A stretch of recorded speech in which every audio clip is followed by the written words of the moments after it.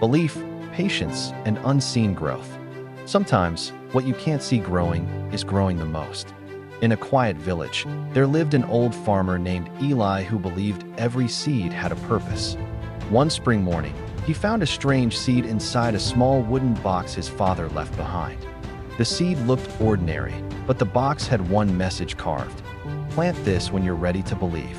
Eli smiled, dug a hole in the middle of his barren field, and planted the seed with care. Days turned into weeks, but nothing grew, not even a single leaf. The villagers laughed, calling him a fool for wasting time on a dead seed. But Eli didn't stop. He watered the spot every morning and whispered, "I still believe in you." Months passed.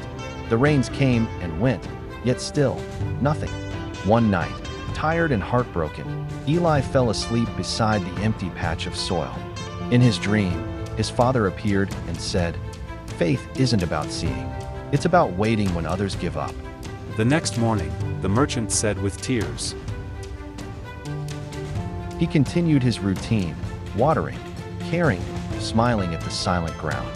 One afternoon, a traveler passing by saw him and asked, "Why water a spot that gives you nothing?" Eli replied calmly, "Because someday, it will give me everything." That night, lightning struck the exact spot. The earth cracked open, glowing from within. By morning, a giant golden tree stood where the seed once slept, shining like the sun itself. The villagers gathered, eyes wide, whispering, "He was right all along." Eli touched the tree and smiled, tears in his eyes. "Faith was my water all along." The golden tree gave fruit that healed the sick and brought peace to the village. Eli never took credit.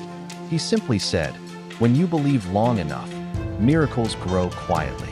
Moral of the story: faith doesn't need proof, it needs patience. What you water with belief will one day bloom.